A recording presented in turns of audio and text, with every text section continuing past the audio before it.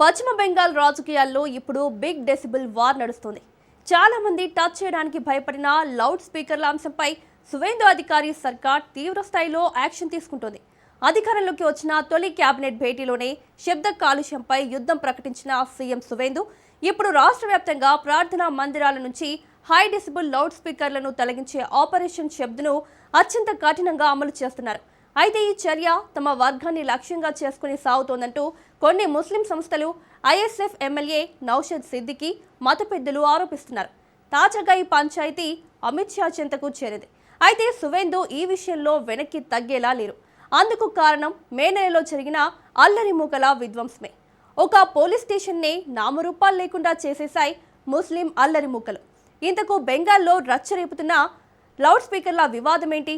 ముస్లిం నేతలు ఆరోపిస్తున్నట్టుగా సువేందు సర్కార్ కేవలం మసీదులని టార్గెట్ చేస్తోందా? సువేందు యోగి మార్క్ బుల్డోజర్ యాటిట్యూడ్ వెనుక అసలు కథేంటి? Let's watch. పశ్చిమ బెంగాల్లో రచ్చరేపుతున్న లౌడ్ స్పీకర్ల వివాదం. కేంద్ర హోంమంత్రి అమిత్ షా దగ్గరికి చేరిన పంచాయతీ. సువేందు సర్కార్ నిజంగా మసీదులనే టార్గెట్ చేస్తోందా?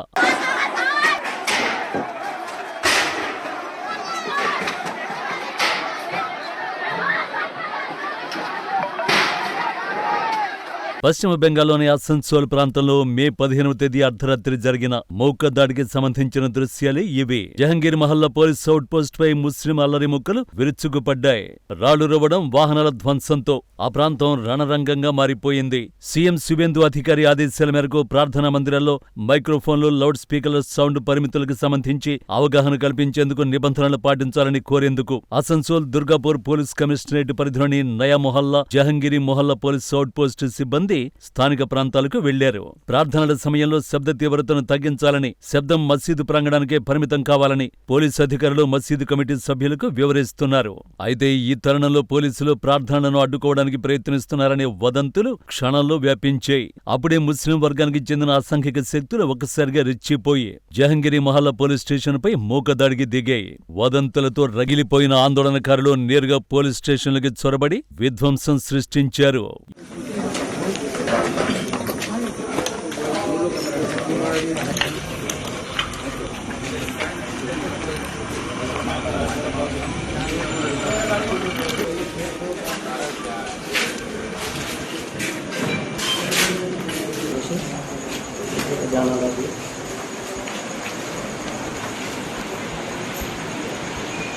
ఇది పాడుబడిన ఇల్లు కాదు, జహంగీరి మహల్లా పోలీస్ స్టేషన్. ముస్లిం అల్లరి మొక్కలు ఏ రేంజ్లో రెచ్చిపోయాయో చెప్పడానికి ఈ దృశ్యాలే ఉదాహరణ. స్టేషన్లో ఏదీ మిగల్లేదు. కంప్యూటర్లు, ఫర్నిచర్ ఇలా అన్నింటినీ ధ్వంసం చేసేశారు. అసలు ఇది పోలీస్ స్టేషనేనా అని అనుమానం కలిగేలా ధ్వంసం చేసి పారేశారు. అక్కడితో ఆగలేదు. పోలీసు వాహనాలతో పాటు ఆ చుట్టుపక్కల పార్క్ చేసి ఉన్న వెహికల్స్ ను కూడా ధ్వంసం చేసేశారు. అల్లరి మొక్క దాడిలో 3 పోలీసులు గాయపడ్డారు. పరిస్థితి తీవ్ర రూపం దాల్చడంతో అదనపు పోలీసు కేంద్ర బలగాలు రంగంలోకి దిగాయి. మూకలను చెదరగొట్టడానికి పోలీసులు లాఠీ చార్జి చేశారు. ఇదంతా లౌడ్ స్పీకర్లు తొలగించినందుకు కాదు, కేవలం ప్రార్థన సమయంలో శబ్ద తీవ్రతను తగ్గించమని మసీదు పెద్దలను రిక్వెస్ట్ చేసినందుకు జరిగిన విధ్వంసం.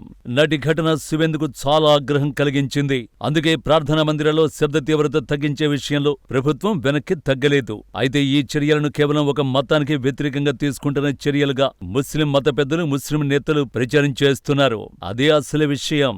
देखिए हमारा बात ऐसे यही है, अगर उतरना है तो रिटर्न पूरे कोई आपका ऑर्डर देना होगा. दूसरा बात आए तो पुलिस आके उतार दो. हम आदमी को ऐसा ही बोला, अब टसल में लड़ाई में मत जाओ. अगर मस्जिद में कोई डेसिबल को ब्रेक करेगा तो उसके लिए तो इन्वायरमेंट प्रोटेक्शन एक्ट 1986 है. अब उसमें अब डालो ना. नहीं, अभी कुछ दिन पहले तस्लीमा नसरीन को लेके आया था मुसलमान को भड़काने के लिए. मुसलमान ने उनके तरफ नहीं मुड़ के नहीं देखा. ఐఎస్ఎఫ్ ఎమ్మెల్యే నౌషద్ సిద్దికి విమర్శలు. ఈయనే కాదు, కోల్కతా నఖోడా మసీద్ ఇమాం మౌలానా మహమ్మద్ షఫీక్ ఖాస్మీ వంటి నాయకులు దీనిని మతపరమైన హక్కులపై దాడిగా అభివర్ణించారు. నోటీసులు లేకుండా పోలీసులు ఒత్తిడికి గురి చేస్తున్నారంటూ డీజీపీకి లేఖ రాయడమే కాకుండా ఈ అంశంపై కోల్కతా హైకోర్టును ఆశ్రయిస్తామని తీవ్రంగా హెచ్చరించాడు. మరోవైపు ఈ పంచాయతీ కేంద్ర హోంశాఖ మంత్రి అమిత్ షా దగ్గరకు చేరింది. టీఎంసీ నుంచి తిరుగుబాటు చేసి ఎన్డీఏ సర్కార్కు మద్దతిస్తున్న ముగ్గురు ముస్లిం ఎంపీలు అమిత్ షాను కలిశారు. యూసుఫ్ పఠాన్, ఖలీలుర్ రెహమాన్, అబూ తాహిర్ ఖాన్లు అమిత్ షాకు వినతి పత్రాన్ని సమర్పించారు. అయితే ప్రతిపక్షాల ఆరోపణలను ప్రభుత్వం నిర్దాక్షిణ్యంగా తిరస్కరిస్తోంది. బీజేపీ సీనియర్ నేత దిలీప్ ఘోష్ స్పందిస్తూ ఈ నిబంధన కేవలం మసీదులకు మాత్రమే కాదు, రాష్ట్రంలోని ప్రతి గుడికి, ప్రతి ప్రార్థనా మందిరానికి సమానంగా వర్తిస్తుందని తేల్చి చెప్పారు. చట్టాన్ని అమలు చేసే విషయంలో ఎలాంటి పక్షపాతం, మినహాయింపులు ఉండబోవని, నిబంధనలు ఉల్లంఘిస్తే ఎవరిపై అయినా చర్యలు తప్పవని ఘంటాపథంగా స్పష్టం చేశారు. সেটা কথা বলা উচিত ঠিক নয়, আর সব জায়গায় মাইক লাগানোর অনুমতিও নাই।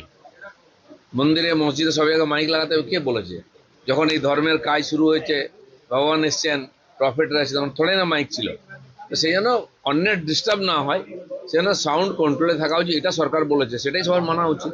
దిలీప్ ఘోష్ చెప్పినట్టు శివేందు ప్రభుత్వం అన్ని మతపరమైన ప్రదేశాల నుంచి లౌడ్ స్పీకర్లను తొలగించడం ద్వారా శబ్ద కాలుష్యాన్ని అరికట్టడానికి రాష్ట్ర వ్యాప్త చర్యలను ప్రారంభించింది. పశ్చిమ బెంగాల్ పొల్యూషన్ కంట్రోల్ బోర్డు నిర్దేశించిన శబ్ద పరిమితులను నివాస ప్రాంతాల్లో పగటిపూట 55 డెసిబెల్స్, రాత్రి సమయంలో 45 డెసిబెల్స్ దాటకుండా చూడాలని రాష్ట్ర ప్రభుత్వం పోలీసులను ఆదేశించింది.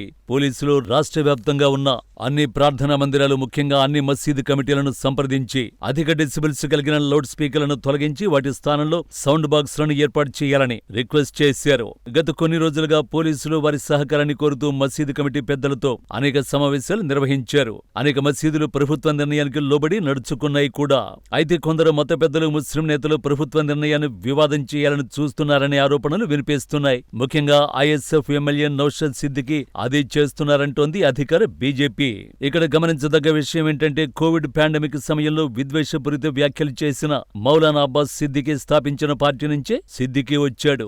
భారత్లో ఒకేసారి 50 కోట్ల మందిని చంపే వైరస్ నివ్వాలని అల్లాను కోరుతున్నారని నాడు మౌలానా అన్నాడు. మౌలానా ఈ వ్యాఖ్యలు చేసిన వీడియో అప్పట్లో వైరల్ అయింది. ఇప్పుడు ఈ వివాదాన్ని రాజకీయం చేయాలని చూస్తున్నారనేది బీజేపీ నేతల ఆరోపణ. ముందే చెప్పుకున్నట్టుగా లౌడ్ స్పీకర్ల విషయంలో శివేందు ప్రభుత్వం ఇంత కఠినంగా వ్యవహరించడానికి కారణం మే నెలలో జరిగిన అల్లర్లే. జహంగీర్ మహల్లా పోలీస్ స్టేషన్ పై రాళ్ల దాడి, వాహనాల ధ్వంసం, పోలీసులపై భౌతిక దాడులపై శివేందు చాలా తీవ్రంగా స్పందించారు.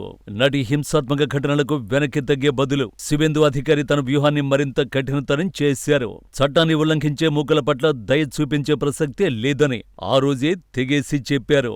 దాడి జరిగిన మరుసటి రోజే శివేందు అధికారి తీవ్రంగా స్పందించారు. ప్రభుత్వ ఆస్తులను, పోలీస్ స్టేషన్లను ధ్వంసం చేస్తే చూస్తూ ఊరుకోం, నష్టపరిహారాన్ని దాడి చేసిన వారి నుంచే రాబడతామని సీరియస్ వార్నింగ్ ఇచ్చారు. యూపీ తరహాలోనే అల్లరిముకల ఆస్తులపై కఠిన చర్యలు తీసుకునే ఆలోచనలో ఉన్నామంటూ ఆయన ఇచ్చిన స్టేట్మెంట్ రాజకీయ వర్గాల్లో ప్రకంపనలు సృష్టించింది. కాబట్టి ఈ విషయంలో ఎవరు ఎన్ని విధాలుగా రచ్చ చేసినా సీఎం శివేందు వెనక్కి తగ్గే అవకాశాలు కనిపించడం లేదు.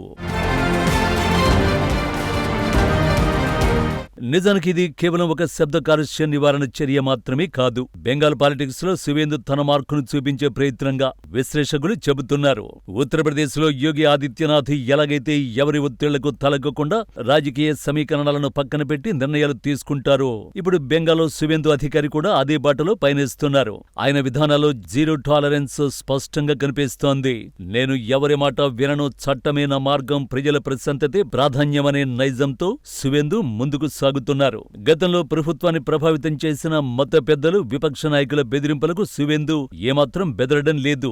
వ్యతిరేకతలు ఎదురైన, కోర్టు కేసుల హెచ్చరికలు వచ్చిన లౌడ్ స్పీకర్ల తొలగింపు ప్రక్రియను వేగవంతం చేస్తూ తన మార్కు కఠిన పాలకుడి ముద్రను వేసుకుంటున్నారు. మొత్తానికి బెంగాల్లో యోగి మోడల్ మొదలైంది. రాజీపడే రాజకీయాలకు స్వస్తి చెబుతూ మరో యోగిలో విరుచుకుపడుతున్న శివేందు అధికారి చర్యలు రాబోయే రోజుల్లో బెంగాల్ రాజకీయాలను ఏ మలుపు తిప్పుతాయో వేచి చూడాల్సిందే.